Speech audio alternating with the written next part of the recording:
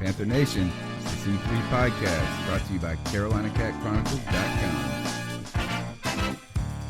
I had fun, man. Just out, you guys joking. We working at the same time. Putting the work in as a team.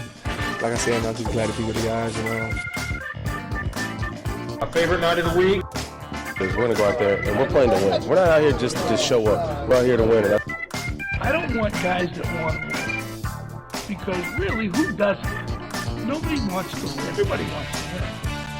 I want players that hate to lose. Well, this embodies everything that we are as a team, as an organization. Our motto is keep pounding, and that's what we do. Hey, what's up, Panther fans? It's Tony Dunn, the host of the C3 Carolina Panthers podcast, brought to you by CarolinaCatChronicles.com, where every Tuesday night we chop up the latest Panthers news and opinions from the fan perspective. I do it with my homeboys. I'm here tonight with Joe Riolano, Ken Dye, and Aaron Ford. Mel Mayock is back. Joe, how's it going, my man? Oh, it's going very, very well, Tony. Thanks for asking. Another night here in Charleston, and it's Tuesday, so I'm ready to talk some Panthers. Fantastic. Mel Mayock is back in the house. It's good. It's been about 2 weeks since we've gotten to hang out with you, man. I hope you're doing well. Woo woo. Yeah, man, having a good time. It's a Tuesday night, and I see the folks already popping in the chat room over there at YouTube, and a big welcome back to Christina. She's been missing in action for a while, but she's back tuned into the podcast, so it's going to be fun. Let's get it going. Fantastic. We got Ken Dye tonight here to talk a little Panthers with us. How you doing, Ken? Doing fantastic. How are you doing, Professor? We are great. I am great. And tonight we're going to have a fun show to talk about. We actually have a little football to talk about. Tonight's show is Championships, Greatness, and the Special Sauce, episode 17.19. We're going to talk a little bit about the Panthers' reaction to the players' reactions to the NBA Finals. We'll talk about tonight the beginning of the mandatory mini camp that now we've got more Michael Orr news that kind of broke the day after the podcast. We've got some other things about that really have kind of come out in light since last Tuesday. And I kind of forget this, guys, when things happen on Wednesday of the following week. I feel like, man, I've talked about this for a whole week. It feels like old news, but it's new news to the show. So Michael Orr and the Instagram post about his medicine for his head, player safety, as well as Atlanta Falcon fans still weeping over the Super Bowl, and a little salt in the wound poured in by the New England Patriots in their Super Bowl ring. We'll break all that down. And then at 9:30 tonight, Joey, we've got Nick Spano. You'll know him as the founder of UStadium, along with Frankie Vittorini. Frankie V, is a longtime friend of the show. Nick Spano, his buddy's coming on tonight at 9:30 to talk New York Jets offseason. So we'll be discussing what's going on with the Jets and how terrible is it as we look there, and it just seems like they're circling the drain. I saw a tweet, Joey, where one of the quarterbacks in practice, they were accusing of intentionally throwing the ball at reporters.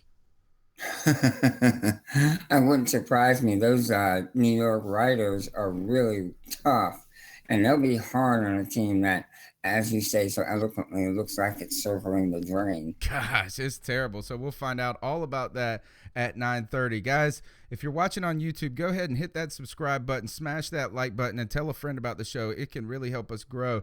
We're also happy to have everybody on YouTube talking, on Facebook Live, also talking about the show. We encourage everybody to jump in the comment section and to participate. And just like those folks on YouTube, smash that like button, share the show, help Panther Nation grow. And if you're feeling frisky, go to our website or the show notes on YouTube and check out the Patreon link. You can support the show. And guys, we need some support of the show. Sudden Link arbitrarily raised my rates after a year. They called it an anniversary period and hit me with $15 extra charge, guys.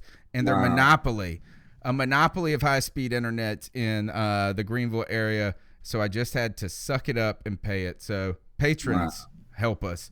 All right, guys, mini camps today started, and I think mandatory. We heard some rumors last week, Joey, about Cam Newton potentially throwing. I don't think that was quickly stamped out today, or maybe even over the weekend. But he looks to be on track in many ways, at least from the way you see him in public. Joey, any concern about this shoulder injury heading towards training camp? Not yet. I think they were being a little hopeful with their saying he would be. Everything I've read about this particular injury and recovery period is 12 weeks, like at minimum 12 weeks. So they're hoping that next week, which will be the 12th week, will be the time we'll see him begin to throw the ball. If we don't, then I will have some serious concerns about the matter. Yeah, Mel, I've seen, from what I like about this, about talking about Cam Newton, is a lot of activity from Cam. You know, we haven't seen him, unlike, or at least where I look at the national news, I don't get the greatest perspective of what's going on in Indianapolis. But I would say that from what I've heard, or at least the vague references to Andrew Luck, I don't see it as optimistic right now as his progress as what Cam Newton's is. And I don't know if they had the exact same surgeries, but similar in shoulder injuries. Mel, you've got to be a little excited, or at least pleased, to see Cam Newton so active in the kickball events, in his birthday video, and these effects. That suggests that the shoulder is healing well, doesn't it? Yeah, you would think so, and doing backflips off of yachts down in Costa Rica and all that kind of good stuff too. But hey, it's interesting you bring up Andrew Luck. I was driving today. I was driving up through the mountains of North Carolina, and I was listening to the NFL network on Sirius XM radio, and they were talking about Andrew Luck. And it is a shoulder surgery, obviously, but his is a torn labrum, Okay. as opposed to Cam Newton's is a rotator cuff. So yeah, there is some real angst,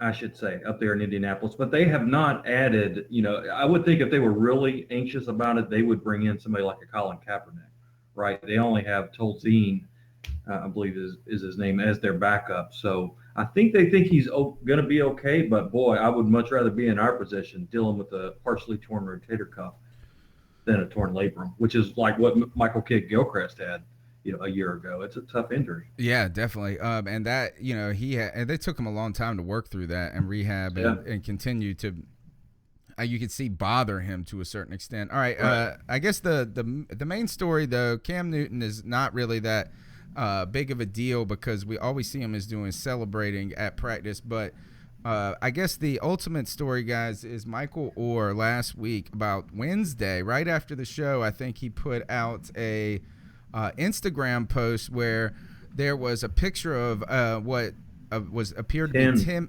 medications, and he said, "All for my head," shaking my head, and then he deleted the post. But it set off this firestorm of discussion about this.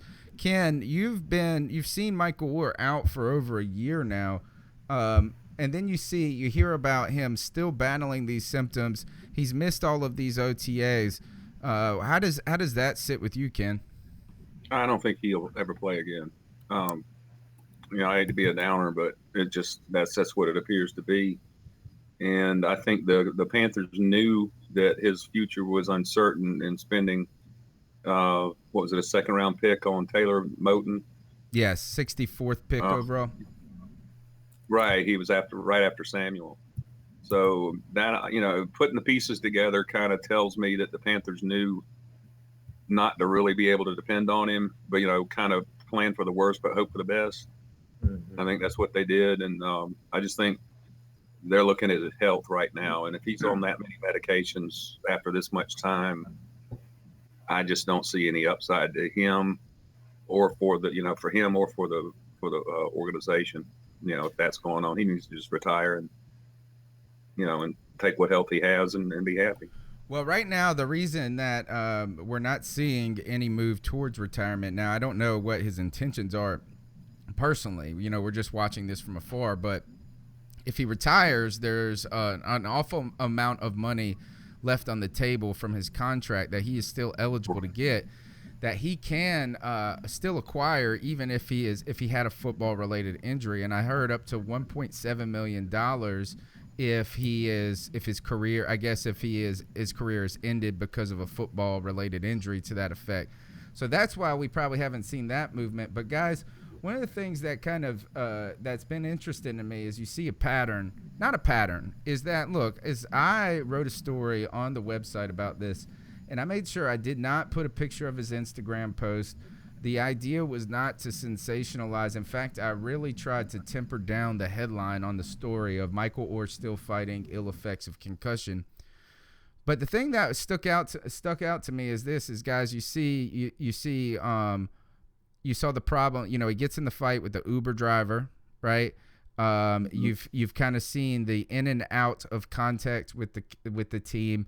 We've seen these kind of posts throughout the last year where you see a little bit of emotion coming through, an emotional roller coaster, so to speak, for Michael Orr.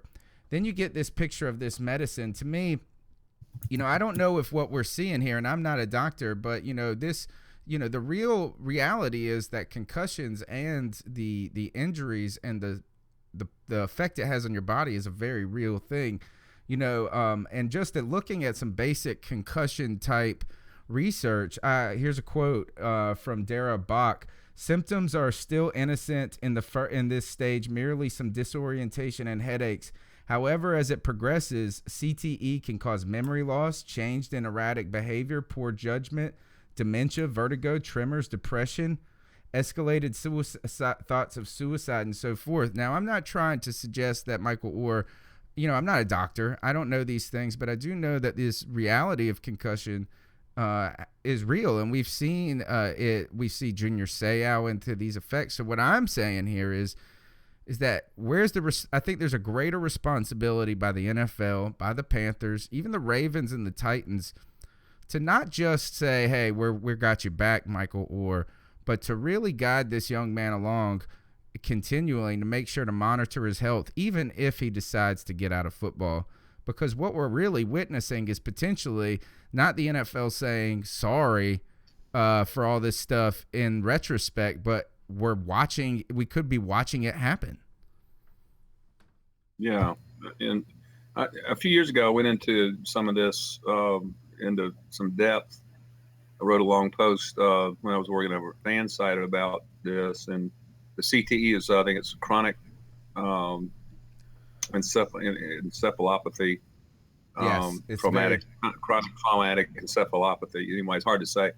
But at the time I wrote it, which is, like I said, was just a few years ago, the only way you could diagnose it was through an autopsy. So, you know, and they were working on imaging techniques to try and detect it in living patients, but I haven't heard of any breakthroughs.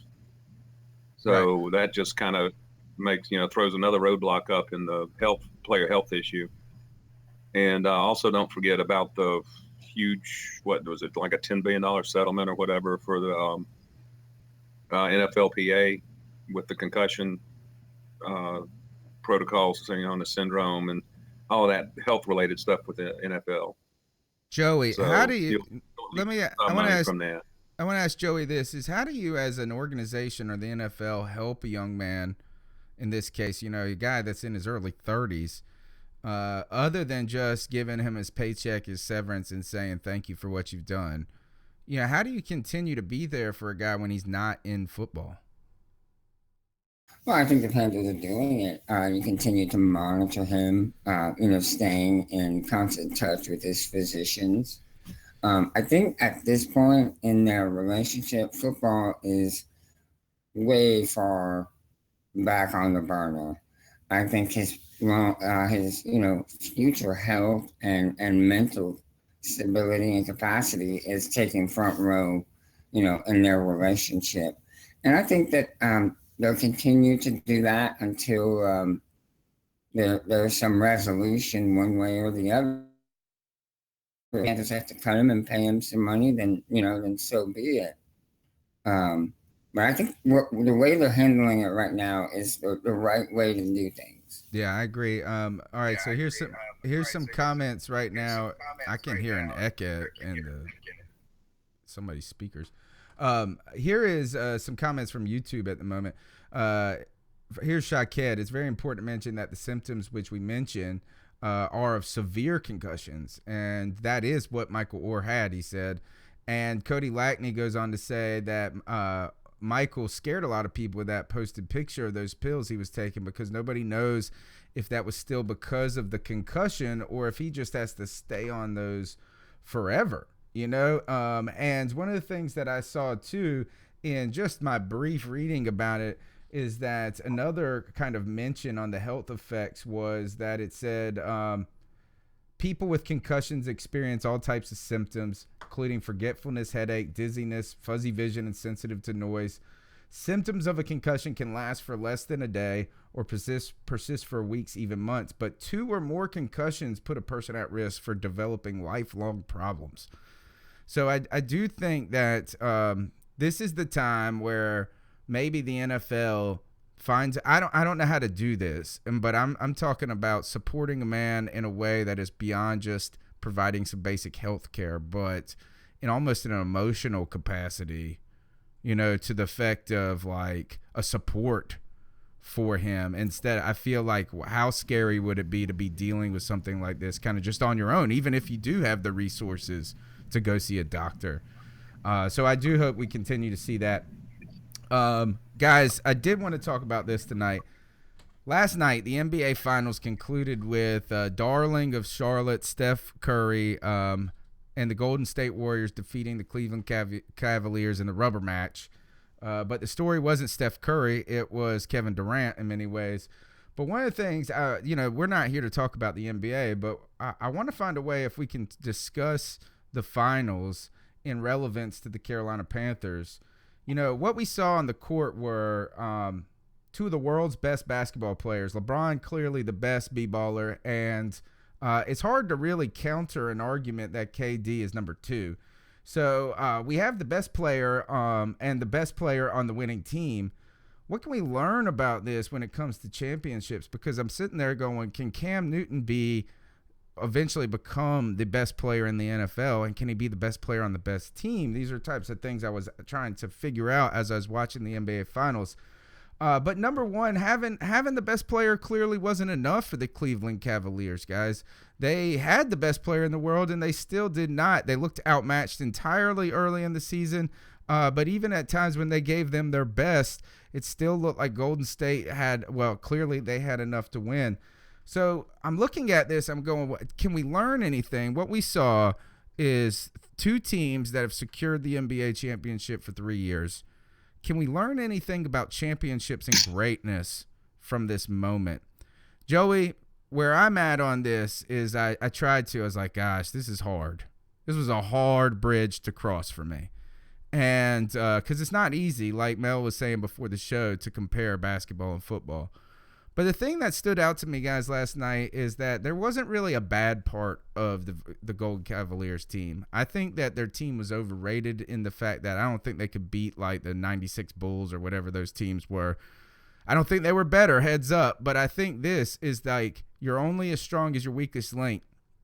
And they didn't really have a very weak link, while Cleveland did have some weak links. So, how do we see that type of overall development coming to the Panthers? I think you do with this past draft. What makes Golden State so tough is they have so many scorers on that team, in particular 3-point shooters. They have guys that, once they step beyond half court, Yeah. they can make shots. And sometimes not even at half court. Right. So it's hard to defend that. And, they do well passing the ball. And that's something that the Panthers have done is looking better, which is where we lacked in the last couple of years. We didn't have that perimeter player. Well, now we have some, and I think that's going to help us tremendously. Cavaliers do have the best player in the world, LeBron James, but he is not so great that he can overcome the deficit in talent. Right. Golden All right. State. I agree 100% with this, Joey, and I was thinking about this, but like they were long and away favorites in the East. Like they had no like resistance all season long. This is in many ways the team that won the championship last year, right? So it's not like, I mean, is that I kind of wanted to, last night I was looking at this as like, all right, I want to buy into this narrative that they're just completely outgunned. And it was the case, but here I thought like the worst player on Golden State was more athletic and can still shoot and put up points than the guys like the guys on Cleveland. And it wasn't even, it was like those guys either had to play offense or they didn't have any defense, man. Like you need a guy that can play defense and can shoot. Hey, Aaron Freeman, friend of the show and an Atlanta Falcons follower and writer, right? Did you see his tweet today? He said that last night, he said the Cavaliers were playing defense like they had a 28-3 lead. Right. I mean, yeah, is that, and they didn't have a chance. I mean, if you think about it here, and I think the problem with the Cavaliers, and I'm trying to find a way to relate this, is that, like, actually I am going to relate this, is that Cam Newton has been the LeBron James of football and for the Carolina Panthers, and they've just asked him to do it all. Mm-hmm. And when he can't do it all, it's like it's hopeless. And yeah, he didn't have enough help, and that's what it boils down to. He was exhausted, dude. He was just exhausted. Yeah, the game they won before being eliminated, I guess it would have been game 4. It took 40 points in the first quarter from the point guard for them to win, plus a triple-double by LeBron. And on top of that, the only reason they ended up winning was because of how poor the shooting was from Golden State. Yeah. And you know, that's everything had to work in their favor for them to pull off a win. And that's exactly right. And how you're relating it to Cam. Cam couldn't do it all by himself. He needs better pieces around him on the perimeter, and that's what he had. That's why I was so happy our first 2 draft picks this year.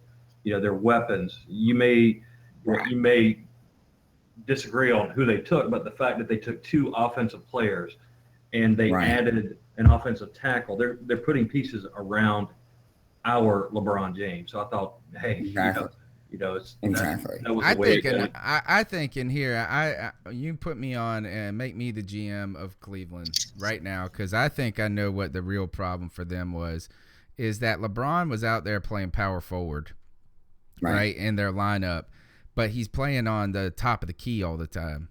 And outside, you know, like he plays out his games out top, even when he's on offense. So, like, your power forward ain't pulling down a lot of offensive rebounds. And your ice, you know, like, the idea is LeBron needs to be a shooting guard. I know he's giant, but they need a guy, like, he shouldn't, you know what I mean? You can't play at the top all the time and call yourself a power forward. Hey, Magic Johnson was giant, right? He was a point guard. Yeah. So is that, if you looked at it, their backdoor defense, they just got ate up on the back door all last night. Actually, Magic was 6'9". You know what? And that's another thing is the center for the Cavs was not quite as good as the center for Green, who is the center for the Warriors. If, hypothetically speaking, you would have put Shaq back there in the middle, then the whole dynamic changes because there's no risk of the Warriors going to the basket, trying to dribble to the basket. None. And they have an off shooting night, you win that game. Hey, Professor. Sounds like they had Greg Kite instead. Right. Well, here's a question, though, to tie that same thought about playing somebody out of position. Are the Panthers doing that? I was thinking this today. How much better would the Panthers offense be? And I would love to hear the folks on YouTube and Facebook Live out there put their thoughts to it. How much better would the Panthers be if we, signed Decker, the wide receiver, brought him in? That was my next point. and then move Devin Funchess over to the second tight end spot. I think Devin Funchess is too soft to play tight end. I think I don't know. He played some in college. He's a big boy. this year. All right, let's talk about this. He's not a great wide receiver. Yeah, what is he, like 25? I don't think so. Let's. The one thing is that Eric Decker has been released, I believe, officially by the Jets. We'll talk a little bit about Eric Decker, but tonight with Nick Spano, but you know he could bring that veteran presence that you were talking about, Joey, last week with Macklin, right? And I think this happened afterwards. But I'm going to tell you this: you bring Eric Decker here to Carolina, and you put him in a fireman's outfit with Luke Kuechly and Greg Olson, and all of a sudden you're already 4 months into a calendar, and Christian McCaffrey. Yeah, and then you throw in Cam and these other guys. I mean, I'll take the wives' calendar because Eric Decker's wife put up a picture of him and her making out in the kitchen, and oh my Lord, they are some beautiful people. Man, I tell you, don't dismiss my Devin Funchess idea. You bring Decker in, Eric Decker's wife. You make Decker as wide receiver number 2, and you got Funchess playing in at tight end on certain formations and running the slot as big as he is, running the seam against a linebacker. I think you got something right there. Well, we got to see if, man, first of all, I don't trust the tight end that his favorite food is salad. Exactly. Good boy. I guess that's how you get the tight end. All right, some other things. Let me see if there's any other news coming out of camp right now. Just a couple of things. It looked like I wanted to bring up the Panthers player reactions to the NBA Finals. The only guy I could find tweeting about LeBron and the Cavs was Deshaun Hall. Everybody else was all on the Golden State train, and not a lot of Panthers were being public about it. So they kept a little tight. The Panthers did come out and congratulate Steph Curry today for one of them, for Charlotte's own. The other thing that I did want to talk about is another name that we keep hearing is Russell Shepard in camp, making plays. This guy isn't here to just play special teams, guys. He is he is trying to make the start. He's making a name. Yeah, he wants to be that slot guy. He wants to be the Ricky Prohl of 2003. I love it. You know, it seems like every year, Gettleman, that's been his strength, to be able to find that diamond in the rough, the Kurt Coleman's, somebody like that. You know, so could Shepard be this year's Kurt Coleman? Yeah, that would be awesome. Yeah. Yes, right. Mike Mitchell or Jericho Cotchery but not to the effect. Actually, I think that Mike Mitchell reference is a good kind of one because Mike Mitchell wasn't really getting a lot of time where he was at. They thought that he was overdrafted with the Raiders, and I don't know I'm not real privy to everything, but just basically they thought he was overdrafted. You know, he had talent, but he was raw. And he was with the Raiders for a few years, and they finally gave up on him. And then I think he hit his stride with some coaching that he got from us. And then he outgrew our ability to pay him, and then that's why he wound up in Pittsburgh. Getting back to Shepard, I would like him to be. I'll be happy if he is the NFC Pro Bowl representative for special teams. If he can come in and make a huge impact on special teams, that's all I ask of him. Everything else after that, I guess, is just cake. I just wanted to come in and really shore up the special teams. Where our guest will be joining us in just a moment, guys. Nick Spano, founder of UStadium Talk Jets. I saw this is Corn Elder has been on the bike and missed much of OTAs. A lot of guys on the bike for the mandatory mini camp today, but we released Bleachin, who was a safety, and picked up another slot receiver. There's so many slot receivers on the Panthers roster right now. We didn't have one last year. Now we got a 20. But last week we talked about being thin at safety. You let go one of the warm bodies, guys, right here. But Cornelder, who a lot of people think is going to compete on the outside, is on the bike. So that's not the happiest news, but nothing big at this point, kind of nursing minor injuries. All right. We'd like to welcome to the C3 Carolina Panthers podcast, Nick Spano, founder of UStadium app, guys, and big-time Jets fan. And I know him because I'm friends with Frankie V. What's up, Nick? How's it going, man? Doing great. How's everybody doing? Fantastic. Great, man. Welcome to the show.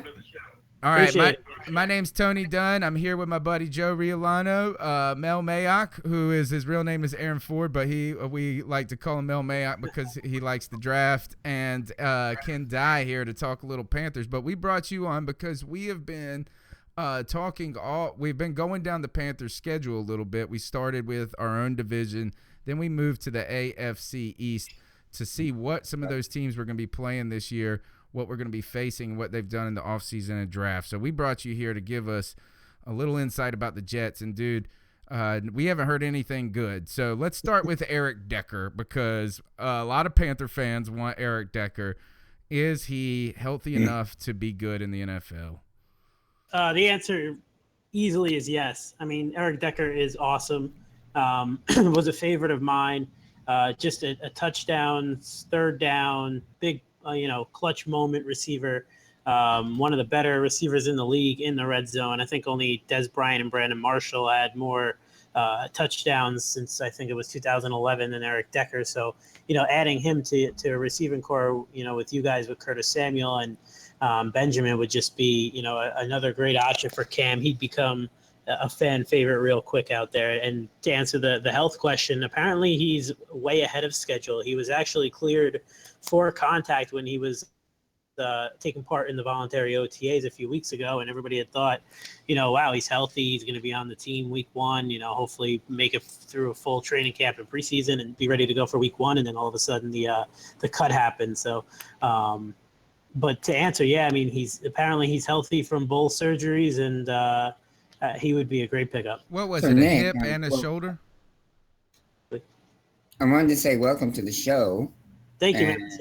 I'd like to ask if all of what you say is the case, why did they cut him? I think they're going towards a total youth movement / rebuild / tank for 2017. I mean, they're not going to say that they're tanking because there's probably some rules in the CBA against that. Yeah. I don't know, but similar to the NBA, I think who was it? Maybe Cuban said it in the NBA that they kind of started losing games on purpose towards the end of the year, and the media kind of ate that up real quick. But right. it just seems like they want to play some of the younger guys. I mean, maybe they did it for Decker's benefit as well. Giving him a shot to catch on with an actual team that can contend, because he's not young, he's not old by any means. But he isn't, the 25, 26-year-old guys like to have in Quincy and Nunley, Robbie Anderson, and some of the guys that they drafted as well. Right.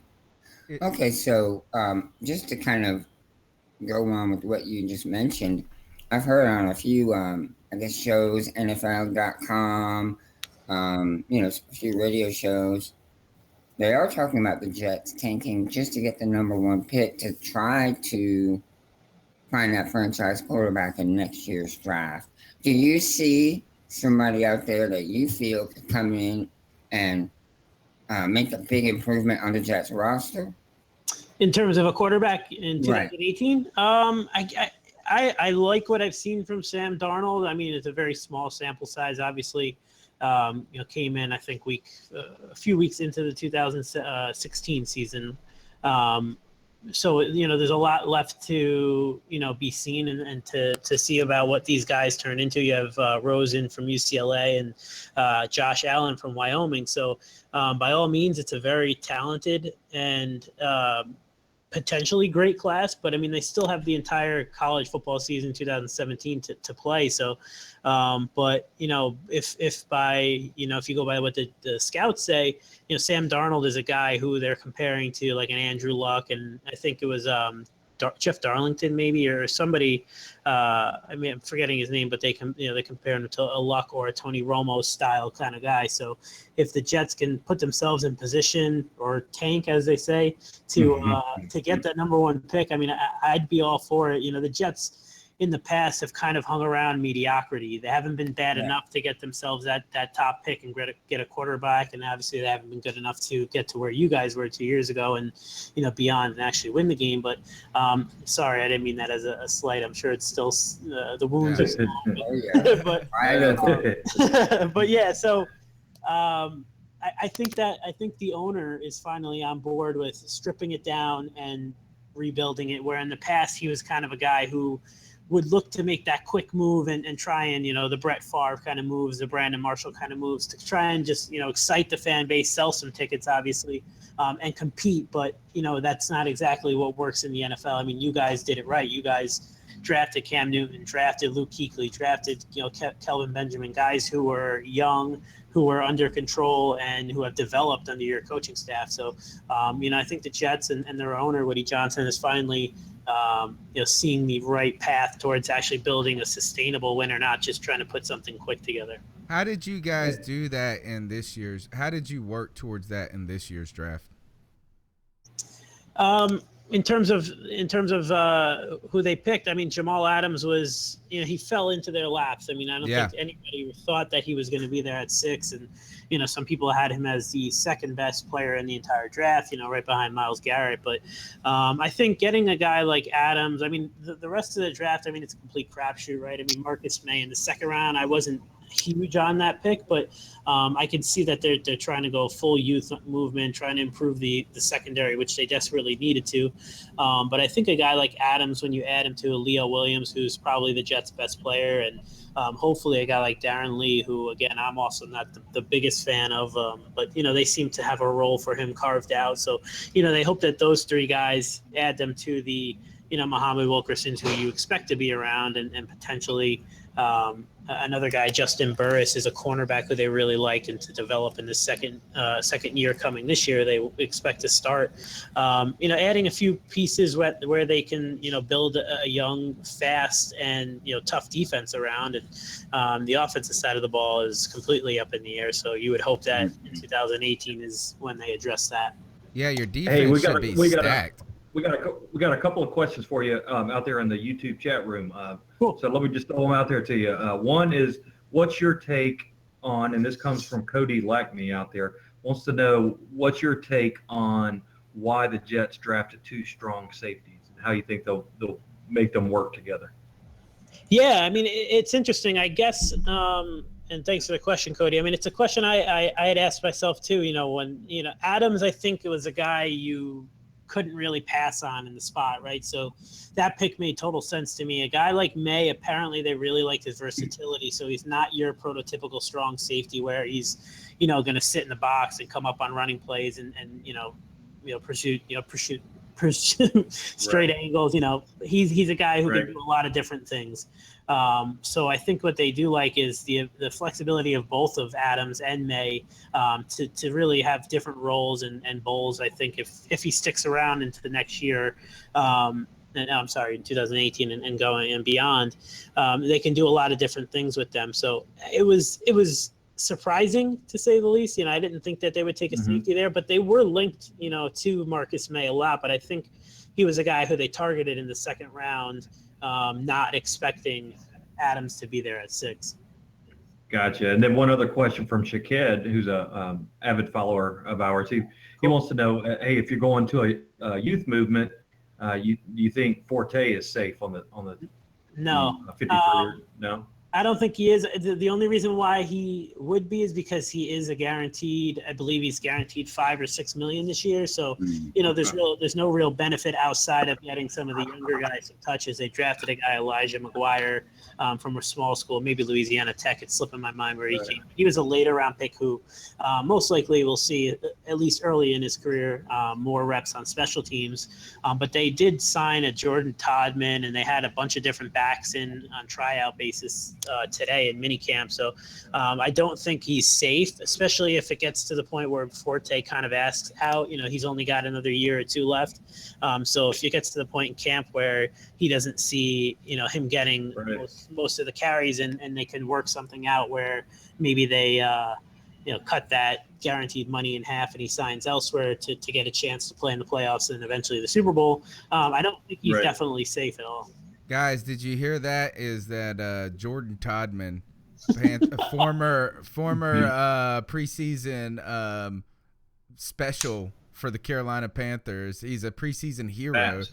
Is going to edge out Matt Forte. He signed today. So he's nice fast, man. He can run. He is. He's actually tough for a little guy. He's one of those guys that everybody is going to cheer all preseason and say his name over and over, and then you'll never see him play at all other than on kickoffs or punt returns. Weird question here. Saw this on June 5th. Somebody I was rooting for, you get those draft favorites and you latch onto them. And this was 2 or 3 years ago for me. No, actually it was. I saw it looks like you released Devin Smith. Yeah. They waived Devin Smith. What's wrong? Does he have no hamstrings? They signed him, they waived him, and then they put him on their IR so they wouldn't have to waste a roster spot. So he's technically on the Jets IR now.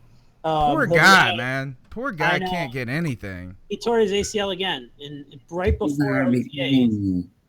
It's the second torn ACL in I think 2.5 years. So, he was a second-round pick in McCagnon's first draft, and Thomas out of Ohio State, right? Yeah, out of Ohio State, and he was the burner type, and he really, when they brought in Fitzpatrick here last year, they just it just wasn't the fit. Fitzpatrick can't get it down the field. Yeah. Devin Smith's route tree isn't as developed as you'd hope, so he's kind of that really just throw it up and try, and hopefully he runs and he outruns a D back. And in the NFL, these guys are faster than they were in college, and that one or two steps you may have on a guy in college football, you don't have that in the NFL. And he really just struggled to kind of develop again that route tree, and he was really kind of just a one-trick pony, and the injuries caught up to him.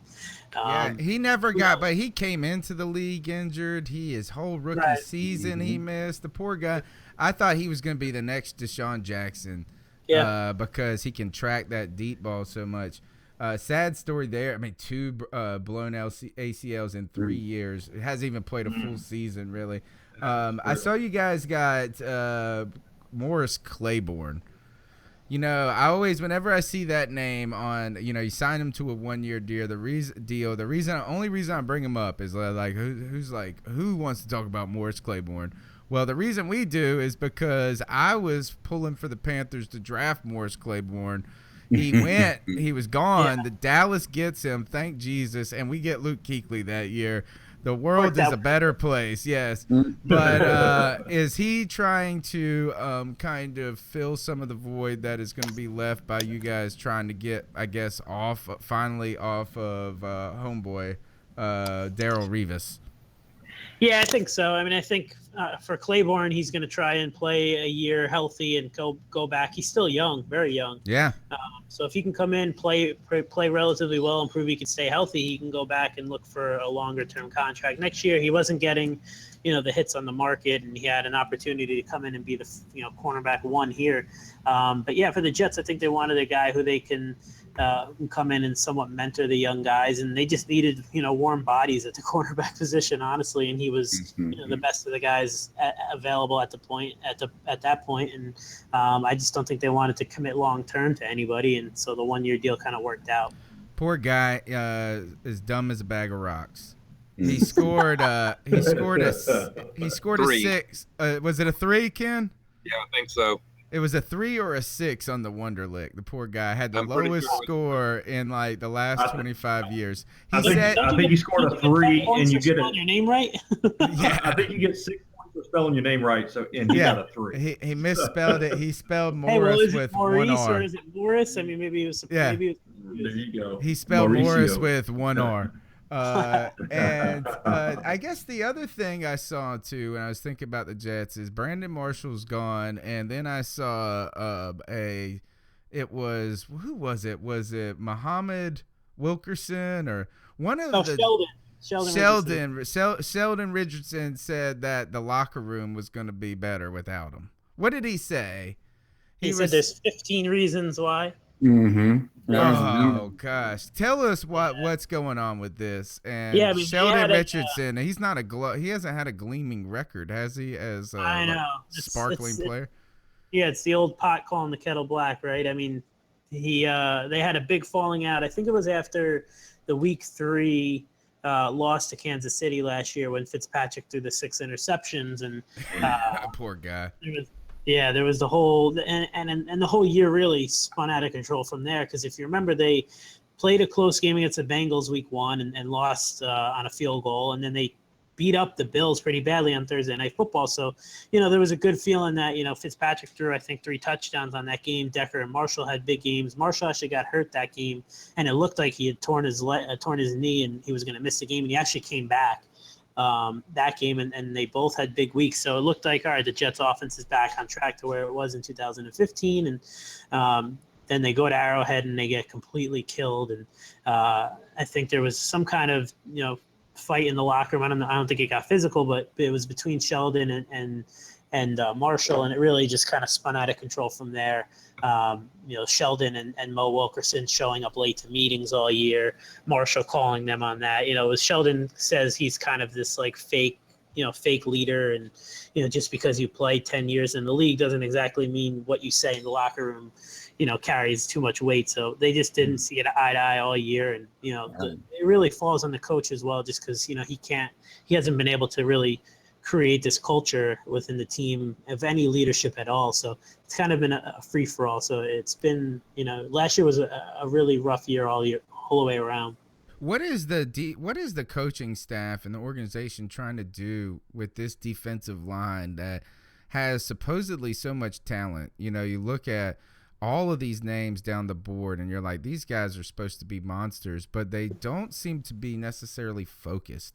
And that's what I feel like is with Richardson, or I don't know which one. They're all the same to me in many ways. But like this, he's talking junk about Brandon Marshall, but then he's tweeting like Facebook Live and about how he wants to go get some hose instead of play football before a game. It just seems like that defensive line is stacked with so much talent, and at the same time, it seems so erratic and unfocused. What's going on there? Yeah, I mean, you hit it on the head, right? I mean, so Sheldon Richardson was they actually played him. I think he technically started 5 games at outside linebacker. So he was playing out of position all year because they have Leonard Williams, who's, definitely the best of the bunch. I mean, he's the one guy who on the team where you can look at and say, all right, this guy earns his paycheck every week. He hustles. He wants to be great. Wilkerson was coming off that bad knee injury and, had the whole contract issue in the 2015 off season. So he was off to a slow start. And again, it just really never clicked for them. So last year it really started bad and ended even worse. And Richardson was kind of the head of all of that, playing out of position. He was frustrated. He didn't really have the season you had hoped for. And, he really hasn't been great since, he won the Defensive Rookie of the Year. I think it was 2013 or 14. But he is a guy, like you said, with a ton of talent. There is a lot of talent. Even they have losing Damon Harrison and Snacks to the Giants was a huge loss for them. Granted, he's kind of a, run stopper, if you will. But he was kind of the glue that held them all together, and they didn't really replace him last year. So, they sign a guy like Steve McClendon, who's a veteran guy. They have a young guy who they like in Deion Simon. But, losing Snacks, who's probably the best, nose, if not, one of in the league, it kind of just spun out of control, and the coaching staff just couldn't get it under control. And so, that's what happens in a 4-12 season. Who is the priority on that line going forward? Because I feel like you guys drafted Leonard Williams, I believe. Was that last year? The year before? Yeah, 2015. It's definitely him. Yeah, he's the priority. He's the guy who, they hang their hat on at the end of the day. And then they gave Wilkerson that contract, but they can get out of it at the end of the season. So if he has another down year, they can, work it out where they can get a lot of his money off the books as well. So, between Richardson and Wilkerson, neither of them are guaranteed to be here in the long run. But it is definitely Leo Williams is the guy that, is by far the Jets' best player at this point. All right, last question about the Jets, and then we want to talk about UStadium, and that is where is the quarterback situation this year with the Jets? Like, is it true? I think I saw a tweet that said one of the quarterbacks, and I don't even know their names, was throwing the football intentionally at the reporters on the sidelines. So, yeah, I mean, that's the New York media for you.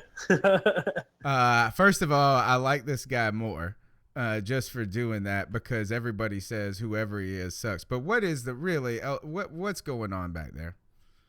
Yeah, I mean, it was Hackenberg, the second-round pick. I mean, if I gave you guys a list of the Jets' past second-round picks since 2000, and I think the last good second-round pick was a guy we just cut as if he was a piece of meat, who put in 10 awesome years for the Jets, David Harris, back in 2007. If I gave you the list, you guys probably wouldn't know 9 out of 10 of them.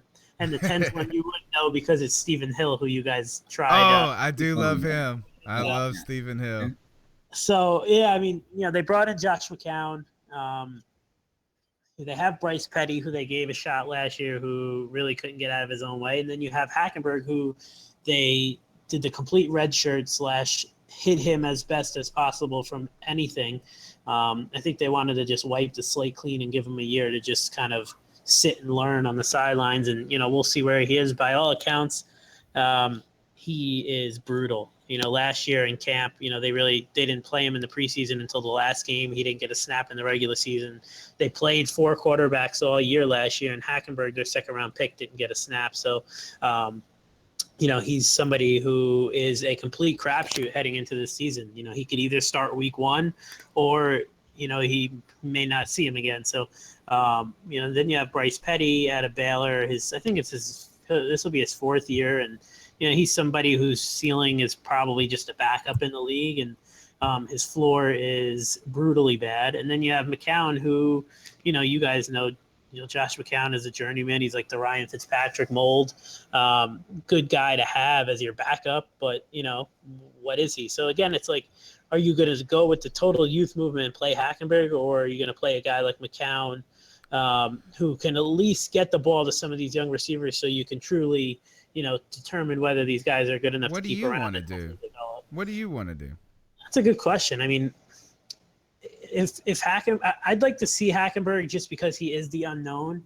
I hated the pick, straight up. The entire process, I was like, I have a horrible feeling that they're going to draft Hackenberg, and I do not want him. And lo and behold, they take him, of course, and he's been brutal so far. And I just I want to see it just to get it out of the way, right? I mean, you should, because we know what Josh McCown is, and pretty much what Petty is in a sense. You saw him. I think he started 5 or 6 games last year. Not that that's a sample size you can truly. No, but he's been He was so putrid, and it's not like you guys thrust him immediately into the role. You know what I mean? Because that's 2 years removed from being drafted. And that was one of those picks, is that Bryce Petty looked good. And I have a friend that always says he filled out a football uniform well. Sure.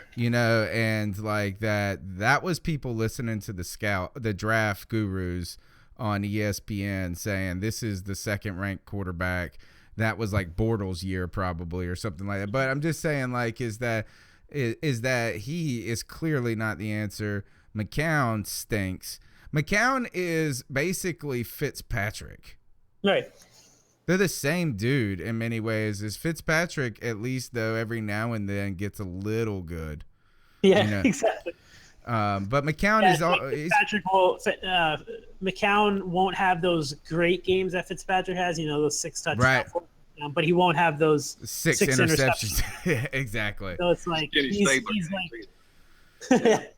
he's like consistently bad, whereas Fitzpatrick can be god awful or good. Yes, exactly. All right. So now, tell us about UStadium. I know that this is a project that you and Frankie have been working on for a long time, and I've seen a lot of traction on social media. I see a lot of stories and headlines that I get on my Twitter feed are coming from a UStadium feed. So tell us what UStadium is and how everybody can find it. Yeah, absolutely. And thanks for the tee up there. It's it's an app. It's a mobile app. It's on iPhone right now, but our Android app is actually We've been working on it for a while, but it's actually just about to be released into beta. Yay. So if you have Android, I know you've been waiting for that. If you have Android, you can shoot over your emails, and I'll get you on the beta list. So when it comes out, you can test it out for us and work on some of the kinks and whatnot. But to really do it, run through quickly because I can talk forever about it. It's a platform dedicated for football talk. I mean, you guys have the podcast, the show. You guys get together every week, and you can bring the show's page to UStadium, create a feed for it, and have all your users in there interacting with you guys, posting content. You guys can post your content in there. That was one of the newer features that we had just launched, and it's called Feeds. So what it is similar to it's got the Twitter scroll and timeline flow to it, with the forums or feeds like a Reddit has. So it brings kind of both aspects into it and dedicated to football. And, we have other people talking about other sports obviously on there, and that's something eventually we'll get into, and, looking into kind of branching out into other sports. And if you want to come on and create a feed for the NBA finals, we're not going to delete it. Right. So feel free. So you're trying to, so in many ways you mashed Reddit and Twitter into one. Right. And just, dedicated it to a niche genre of football fans, because on Twitter, I'm sure you guys all go through it. It's all over the place. Politics to right. Yeah, you can't. It's difficult to have it up at work. Right, exactly. And the engagement on Twitter, honestly, I mean, you guys have built a great following as well, and we have too. Otherwise, if you have somebody who just starts a Twitter feed, it's going to take them a while to get some engagement. So you're pretty much into talking and shouting into a black hole and really not getting any engagement. On UStadium, that's really what we pride the product on, is how easy it is to get in and engage with one another right away. So if you want to instantly talk, and you can talk about anything, the great part is, all the users on there are football fans. Granted, they're Jet fans, Cowboy fans, Eagle fans, Patriot fans, whatever it may be. But at the end of the day, they just love talking about football, so they'll engage on anything. So if you go and you want to talk about Decker to the Panthers, people will get on there. You'll have always on social media, you'll have can I curse on here? Yeah, right. You'll have the shitheads on there saying, oh, the Panthers suck, they're going to have a letdown year, blah, blah, blah. And then you'll have, a good conversation. It's just, you guys know how social media is. So. Well, they can't be worse than the people on Reddit, first of all. No. They are the absolute worst people on the internet, I feel like. Even though I kind of like them, but I still hate them at the same time. Yeah, it's like they've they own the product, and if you come on, it's like, what are you doing here, kind of thing. Yeah, exactly. And I think the other thing that is real cool about it is that when you mentioned with Twitter and shouting into the black hole, I shouted into the black hole for 2 years, dude. And I know who my first Twitter follower was. Wow. And it was so hard. We just hit 5,300 followers on Twitter, and you still look at the payback for Twitter when you tweet something out, and it's kind of like a fire hydrant. You just throw it out there, and you either you get wet or you don't. So much out there. Yeah, exactly. It's like my favorite platform, Twitter, but also the hardest to win. Agreed. Totally. So, all right. Well, everybody, you can download the UStadium app in iTunes with it coming to Android soon. Nick, tell them how they can follow you on Twitter, my man. Yeah, you can follow me. I mean, if you want to see angry tweets about the Jets and we like that. Yeah, I mean, it's entertaining, right? Yeah. Hey, just so you know, we have an avid follower. Her name is Abby, who couldn't join in tonight, but she's going to catch the show tomorrow on YouTube.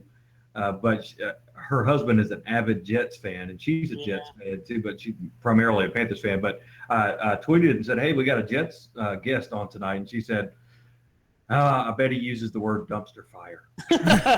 Yeah, that's funny. That is a word that I use. I tried to curve it for the show a little bit, but I mean, that's the perfect term to define what the Jets are right now, as a dumpster fire. So I got it in there. There you go. Yeah, you can follow me, Nick Spano.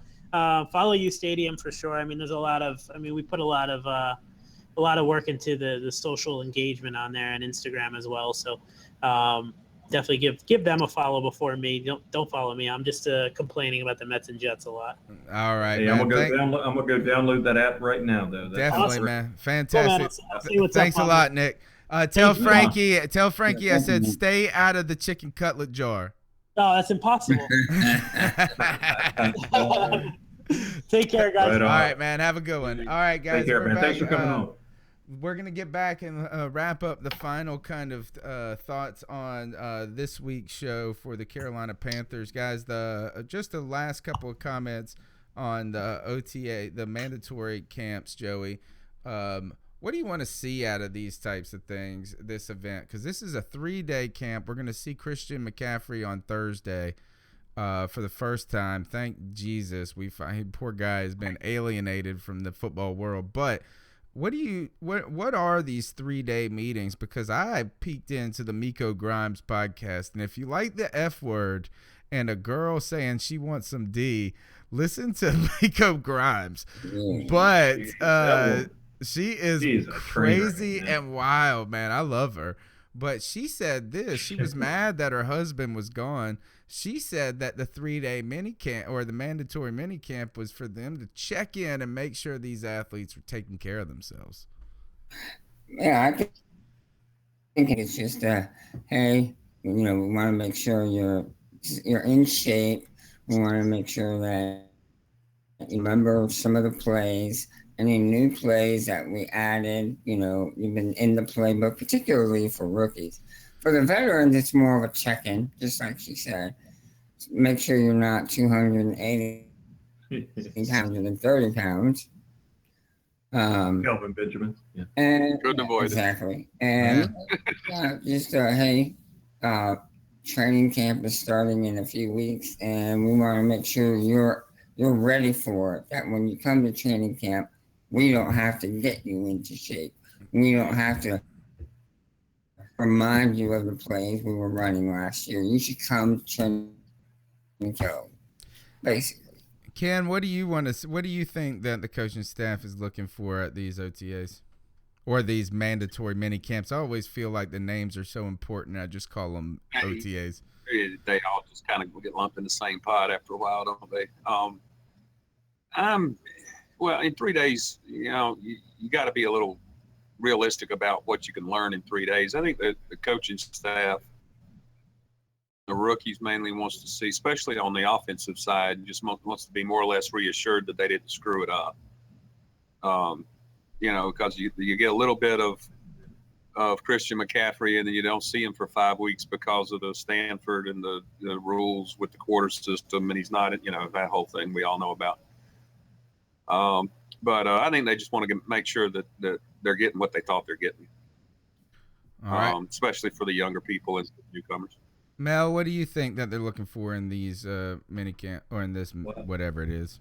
Well, I think they want to get exposure to some of the new groups like, Matt Khalil playing left tackle and start getting some of that continuity down, the verbiage, all of that type of thing. But I tell you, the biggest thing I want to see, other than I got to say, I am interested to see what goes on with McCaffrey and Samuel and how they're using them. But the biggest thing I want to see is no injuries. I mean, Bradbury breaking his wrist last week, Kelvin Benjamin hurting his knee in practices, non-contact. I believe that was in OTAs a couple years ago, right? I mean, that's the biggest thing I want to get out of there and get these guys off the bikes. Amen. I don't want to start going down that trend again, man. Last year, we had like 11 concussions. Some years you just. Oh, that's right. Yeah, you're right.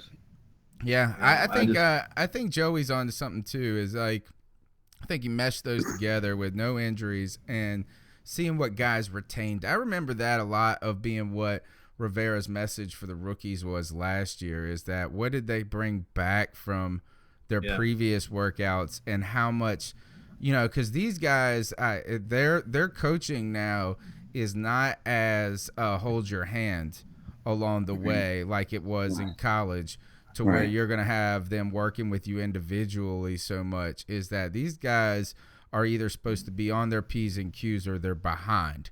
And that is probably, Ron Rivera is doing a mental assessment right now of every single younger player that he doesn't know much about, to see how much they're mentally prepared for this moment, not just physically prepared and performing. Right. Last thing before we get to the ice up picks is that right after we left, you guys can't see it, but the rest of YouTube can. The day after the show, the Pats announced that they were going to be putting out their Super Bowl ring And their Super Bowl ring was going to have 283 diamonds in it to commemorate their 25-point comeback from 28 to 3. Now, this is at Atlanta Sports Scoop puts this tweet up, and it launched a firestorm. It has 132 retweets, 177 likes. And I want to say that I feel like it got even more traction than this, but this was the tweet. The Pats having 283 diamonds in their Super Bowl ring is probably the most classless, childish thing I have ever seen. And I feel like it was Melissa on Twitter from the girl gang that said, "I'm just here for the comments." And I started going through the comments, and guys, they were a bunch of salty, crying faces. And here's a meme of who's the CNN guy, or here's a picture of the CNN guy. Who's the guy that is like their main anchor for CNN that like has the gray hair? He's like 30 years old. He's got gray hair. Anderson. Yeah, Anderson Cooper, who I learned is part of the Vanderbilt family. Yeah, he is. Interesting. Yeah. But him doing crying face and the enormous amounts of tweets that followed trashing this dude from Atlanta, saying, "I think you." One of my favorites was, "I think you misspelled classless and you meant classic." So a lot of good tweets, and for the first time, I've been happy about the Pats being jerks. All right, guys. Man, I just got to make sure not to go to the grocery store. I'm gonna get me some sour grapes no matter what I buy. That's right. There, you are right. You're right. All right, let's get to the ice up picks, guys. That were in the show tonight. Who wants to go first? I've got to go. All right, Joe, go for it. All right, my ice up pick this week is our very own Carolina Panthers. Oh wow! And the reason icing up the Panthers is because one of our favorite players as a podcast is Greg Olsen. Greg Olsen's been really amazing. Tony has brought up before that I wanted to draft him the year he came out of college, but the Bears picked him up. So anyway, he's been a Panther now, and we all agree that he's one of the top 3 tight ends in the NFL. And I would think most of the NFL fans and players would agree with that. Did you know he's the 7th highest paid tight end? Oh, God. And I saw that, and it surprised me. I thought he was better paid. And it wasn't so long ago. He just signed a contract extension back in 2015 for $22.5 million. That's $7.5 million per year. So, I mean, he's making some scratch. But as good as he is, he hasn't made a whole fuss over it. I think just today, actually, somebody asked him about it, and he made some derogatory or inflammatory. Just said, hey, my stats speak for themselves, and I stand on that. Some of those stats include the only tight end ever in the history of the NFL, the long history of the NFL, to have 3 consecutive seasons of 1,000 yards receiving, which is that in and of itself is pretty amazing. Secondly, he has not missed a game since his first year. Wow. One game. Since then, he's not missed any. That's 10 years. Wow. Holy moly. So that's his durability. And then lastly, in the past 5 years, these are his work. No tight end has been more productive. And I can't argue with him. So why I'm icing up the Panthers is because with such production and not only is he a great guy on the field, but look at all the work he does off the field. How he's a great citizen of the community, how he's a real contributor there in the city of Charlotte. For them not to, assure him or address this issue of money with him, I think it's a poor job on their part. Yes, he did sign an extension 2 years ago, but he's way outplayed that money. way outplayed that money. So I did see Bill Vogt put something up about this not so long ago, actually, on Twitter. And he did say that they probably will do something, but it wouldn't be until next year. Well, I'm icing the Panthers up for not going to him and assuring him, hey, we see what you've done. We know you're worth more than what we're paying you, and we will get. And for that, ice up, son, to the Carolina Panthers. Well done, Joe. All right, Mel or Ken, who wants at it? I'll take it. Ken, you're welcome to go, man. You want to go? Sure. I'll be fairly quick about it, actually. Just looking since the draft, I wasn't very happy with McCaffrey at first. Just because of his draft position, I didn't think that he was worth a number 8 overall. But then, I waited and I looked at the entirety of the draft and I said, that actually makes a lot of sense what we did, because we needed speed. We needed some youth in the backfield. We needed some youth at defensive end. We got all those things. I was looking for Barnett at number 8 just because, he's an every down player. But the thing is, and this is probably everybody's probably guilty of this to some extent, is overanalyzing the draft. You get who you get and you move on. So I'm the one that needs to ice up, son. On the draft especially, Ken die, ice up, son. All right. Well, Ken, putting his cards on the table, opening up. And you know what is right now, you're right, is that all you do is you go forward from here and you see what you got. And I tell you, if we analyzed every bad draft pick and every good one, we would just analyze ourselves to death, because there's a lot of bad ones in the NFL. So we just want the best for these guys. And good take, good humbling, self-deprecating a little bit. All right, Mel, go for it, because my ice up pick is awesome this week. Well, we just saved some time. Ken, you did my ice up pick for me. Oh, zing! Just kidding. Zing! No, just kidding. All right, no. So my ice up pick kind of ties into what we had early in the show, talking about the NBA.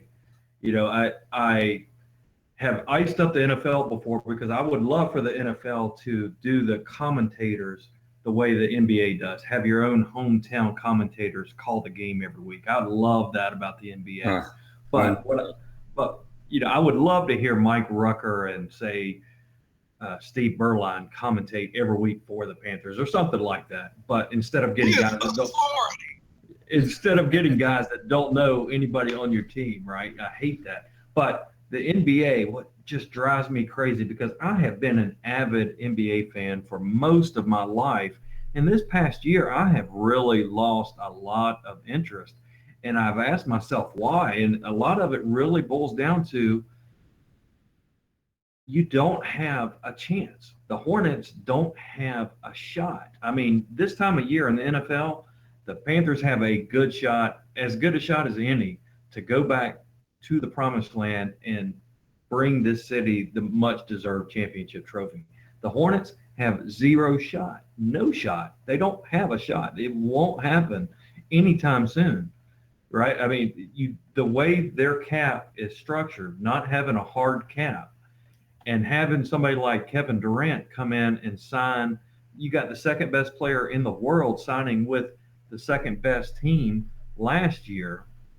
It's just you're putting together these superpower teams. So you got the superpower Golden State Warriors against the superpower Cavs, which there is no second place team in the East. You knew it was going to be the Cavs and the Warriors, and that just makes for a bad product. So, there's not excitement unless you are a Cavs fan or a Golden State fan. So for that, NBA, you got to change. You got to ice up, son, and give people hope again. All right, well done, sir. All right, first, before I give my ice up pick, I want to give a shout out to Rita C. Smart, who I met at a Roaring Riot tailgate last year, and fan of the show. Thank you so much for tuning in and listening. We appreciate everybody listening on YouTube and Facebook. I'm going to give a shout out to my kids right now, too, who just got back from Wonder Woman. How was the movie, kids? Good. Yeah. Yeah. All right. Well, get your lasso of truth and go to bed. Hey, Tony, thank God the kids got their looks from Miranda, not from I you. know. Mel says, "Thank God they got the looks from you." Yes. All right. So, Rita, thanks for the show. Tuning in the show. Everybody in YouTube, thanks for tuning in the show. Here's my ice up pick. Mine starts with a story about. I guess it would have been who? Gosh, why am I'm fumbling his name now? He is the talk show host for Bill Maher. All right.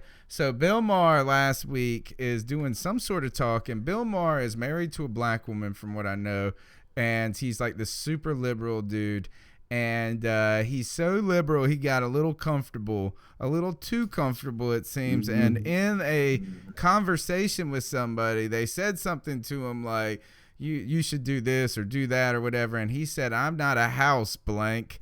I'm not a field blank. I'm a house blank. But he didn't say blank. He said the N-word. Not like as in even the awkward white dude way of saying it, but trying to use it like you would use it. Right? Right. So he gets a lot of flack, deservedly, and he should be criticized for all this. He is a comedian at the same time, and he is a talk show host, and his whole point is to stir the pot. So really, it all worked. But the next week, Ice Cube comes on to his show. And Ice Cube, who is, we know, the intellectual rapper from NWA, one of Joe and I's favorite rappers going back, celebrity rapper, just got a star on Hollywood Boulevard this week. And he's super smart. He comes up and he gives this case, and he basically says, look, Bill, it's cool. You're a cool guy. I like you and your show. I tend to like and agree with many of your points, but you've gotten too familiar. You've gotten too comfortable. And this is a word that we are taking ownership of, and you can't use it. And he kind of gave this cool, elegant PC moment. I saw somebody describe it as Ice Cube being the one that saved Bill Maher's job, because like it took that kind of talking to from a popular black person to kind of right this wrong. Anyway, so here is where my ice up pick comes in, and it's got nothing to do with any of these people, but I'm icing up this lady named Susan Levine. And you can find her at BEATMARX, at Beatmarks. And she tweets Ice Cube. Not Ice Cube. She doesn't tweet Ice Cube. She tweets Ice-T. She tweets Ice-T, and she says, screw you. This is quote. Screw you for whining on Bill Maher. When is your music gonna respect women? ? How dare you go on show and whine like this? And the best part, like it's lemonade, it's fine. Oh, no. Hold on. Don't steal the thunder, first of all. Second of all, Ice-T goes, his tweet was better. He just tweets her back, and he goes, wrong ice, bitch. And then this litany of comments comes out. Wrong ice, biatch, right? And then I saw Mike Freeman tweet it too. And that led me to tweet. I tweeted her and Mike Freeman. I said, read the sign. Lemonade. So to this lady, Susan Levine at Beatmarks, shut your whining up. Get the wrong ice, biatch. And let me tell you this, is don't be trying to criticize Ice-T about insulting women. If you've seen Coco's booty, man, he respects women. All of it. All of it. And on top of that, yeah, and go ahead, by the way, love Coco, love Ice-T and this. And if you got a problem with Ice-T, I don't think it's women that are at the top of the line. I'm pretty sure that cops Because isn't Ice-T the one that his lyrics were more disrespectful to police officers than they were to women? Cop killer, right? And now he's gone on and played for 11 or 15 years a cop on SVU, which is awesome. Ice-T's awesome. And to you, Susan Levine, I say, wrong ice, bitch. Ice up. All right, guys. This Bringing is it. Well done, Professor. I mean, it's still your son or anything. I just no. Read the sign. Lemonade. Yeah, I love that commercial. It's the best. It's my favorite commercial. All right, this is C3 Podcast brought to you by CarolinaCatChronicles.com, where every Tuesday night we chop up the latest Panther news and opinions. Joe Riolano, tell them where they can find you on Twitter. You can find me on Twitter at Joe Riolano. And look forward to seeing you next week. Fantastic. Ken Dye, where can they hit you up at?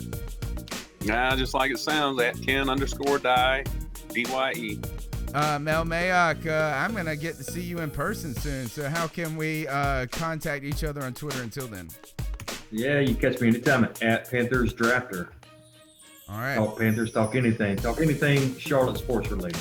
Word up. My name's Tony Dunn. This is C3 Podcast. I encourage everyone, as you see on the screen, subscribe, share, support, keep building Panther Nation with us. You can help us out. Follow us on Facebook, Carolina Cat Chronicles, on YouTube, Cat Chronicles, and on Twitter at Carolina. I don't even know my own Twitter. At cat_chronicles. But go ahead, folks, and hit that out. Go ahead and subscribe, like, share, and we'll see you next week. And he hasn't even been drinking tonight, people. Yeah, I mean.